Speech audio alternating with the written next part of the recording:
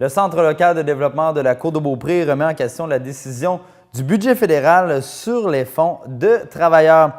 Le CLD de la Côte-de-Beaupré se questionne quant à la décision du gouvernement du Canada d'éliminer graduellement les crédits d'impôt accordés aux investisseurs des fonds de travailleurs. Affecté par cette annonce, le Fonds de solidarité FTQ livre une campagne pour que le gouvernement du Canada révise sa décision.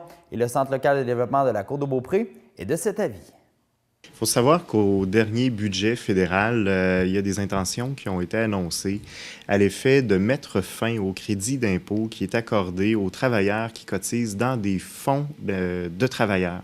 Alors, cette décision-là peut avoir un impact pour une organisation comme notre CLD sur la Côte-de-Beaupré, puisque parmi les outils de financement qu'on utilise pour intervenir dans les entreprises, on utilise notamment le Fonds local de solidarité, et qui est un fonds mis en place par la Fédération des travailleurs du Québec.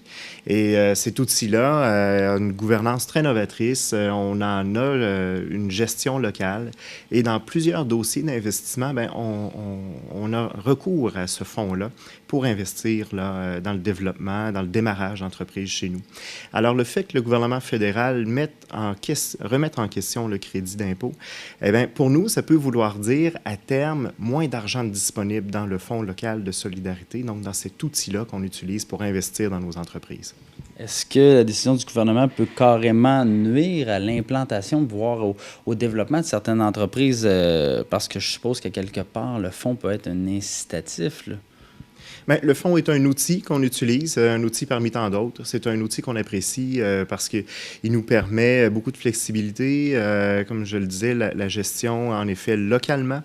La FTQ, dans sa gestion, est un partenaire exceptionnel qu'on apprécie beaucoup. Alors, l'impact, il est là. C'est vraiment dans la disponibilité des capitaux disponibles dans cet outil-là. Bon, M. Gagné, de votre côté, à quel moment, au niveau du CLD, pour que les gens comprennent bien à la maison, qu'on utilise ce fonds-là? En fait, c'est un fonds qui est utilisé aussitôt qu'il y a une demande de financement qui nous est formulée. Alors, nous, ce qu'on cherche, naturellement, dans un dossier de financement, c'est d'avoir le plus de partenaires possible.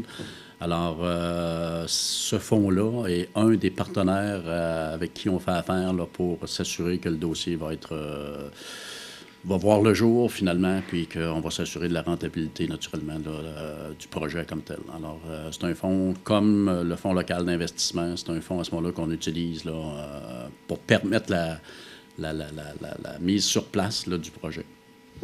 Je lisais un article dernièrement sur Internet et on précise que les fonds sont pas suffisamment investis dans le capital de risque, soit dans les entreprises en démarrage. Est-ce que c'est le cas, par exemple, sur la Côte-de-Beaupré? Non, chez nous, au contraire, les fonds qui proviennent du Fonds local de solidarité sont beaucoup investis dans le démarrage et la croissance de petites entreprises. C'est essentiellement que des PME qu'on soutient. On a jusqu'à maintenant 48 dossiers qui ont été traités avec l'outil du Fonds local de solidarité. Donc, 48 entreprises qui ont été soutenues historiquement jusqu'à maintenant pour des investissements de plus d'1 200 000 $. Alors, c'est quand même un impact assez significatif pour notre milieu. Donc, si on vous enlève ça, quel effet ça peut avoir à long terme, par exemple? Écoutez, on n'en est pas à discuter, je pense, de la disparition du fonds. Le problème avec le retrait du crédit d'impôt, c'est plus l'acheminement la croissance des capitaux qui sont acheminés dans ces fonds-là. Alors, nous, ce qu'on souhaite, c'est pouvoir continuer à bénéficier de plus en plus de capital pour investir dans nos entreprises, ça va de soi. L'impact, bien écoutez, si on a un outil de moins dans les mains, à terme, c'est certain que ça pourrait être plus difficile à l'occasion de soutenir du développement d'entreprise. Ouais. Qu'est-ce que vous souhaitez maintenant, que le gouvernement révise sa décision? Oui, c'est notre demande, tout comme plusieurs autres organismes en développement économique au Québec, entreprises également. On invite le gouvernement Harper à réviser cette décision-là.